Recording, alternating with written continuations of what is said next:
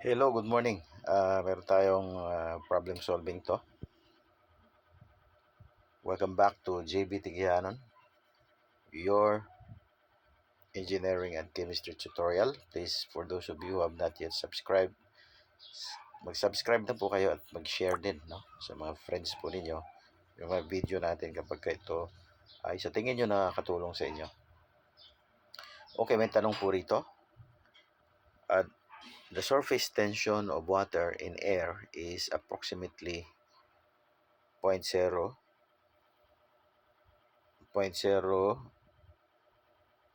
758 Newton per meter.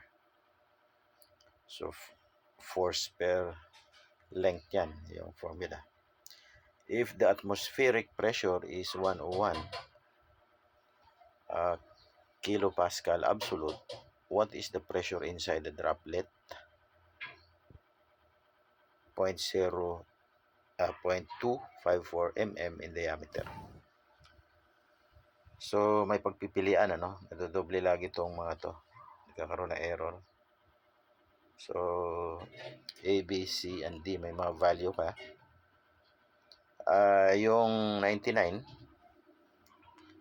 malayo siya. Yung iba, ito close to, magkalapit yung A and C. Tapos, medyo malayo itong D. So, kung ikaw ay nasa board exam, what will be your answer on how you are going to solve this? So, solusyonan po natin to. So, meron ka halimbawa bilog, droplet ito. Spherical yung droplet. So, there will be a pressure from within. No? Pressure from within.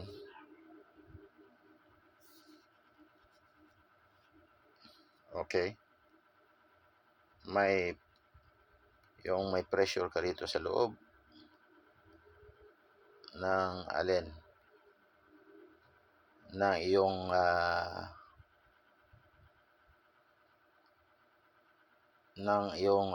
droplet.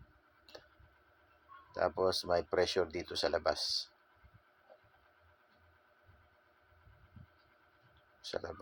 Which is equal to atmospheric. Okay? So, ang prinsipyo po, mayroon silang delta P. May pagkakaiba ng pressure.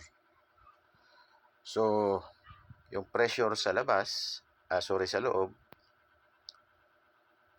minus pressure sa labas, diba? Itong mga pressure na to, may pagkakaiba sila ng value. Okay? At saka ito. Pressure sa labas, magkaiba sila ng value. So, change ng pressure mo is equal to P, pressure sa loob, minus pressure sa labas. Okay, so that will be our working equation, ika nga. And masasabi natin na ito, mag-change lang ako, no? This will be equal to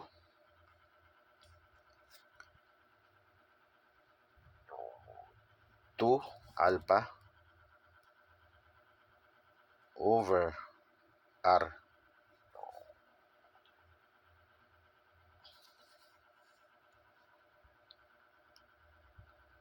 Ano ba yung given? Ang given natin is tension. Okay. An atmospheric pressure at saka diameter ng droplets. Okay? So, yun po ang ating papag-aralan, Ayan na po. So, ang ating pressure sa loob, lilipat lang tayo ng wait, hindi ko pa pala natapos to. R ito. Okay, R yan. Okay, let's go to the next slide and continue. So yung P inside mo, P inside is equal to P outside. Binigay kasi yung outside plus 2 alpha.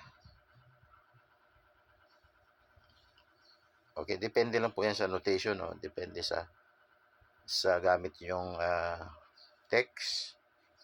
But is actually 101 po itong sa labas. Yung pressure sa labas is 101, not 100.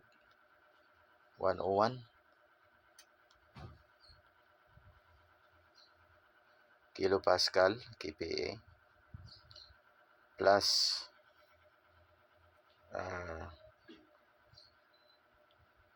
gagamit tayo ng 4, okay, times 7.56 times 10 raise mo sa negative 5 kilonewton po ito per meter. Ito yung given. Given yan. Later balikan natin yung given. And then divide by radius, yung 25.4 ito times 10 raise mo sa negative 5 meter. So it's a matter of conversion lang para maging kilo pascal. Okay, wait lang. Ang given, ginamit lang natin to, yung surface tension at saka yung diameter na mm ng droplet. Yun lang yun.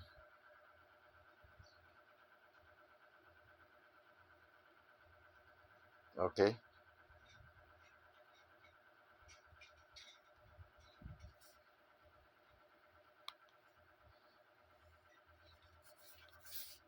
so what will be the answer?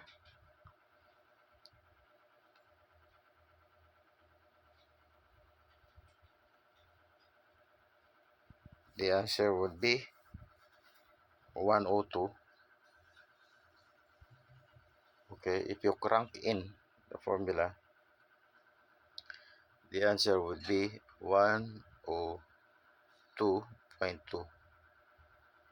kilo pascal absolute. So kung babalikan po natin, yung ating sagot is letter D. Okay, letter D. Ito po yung tamang sagot. Okay, so yun lang. Bye.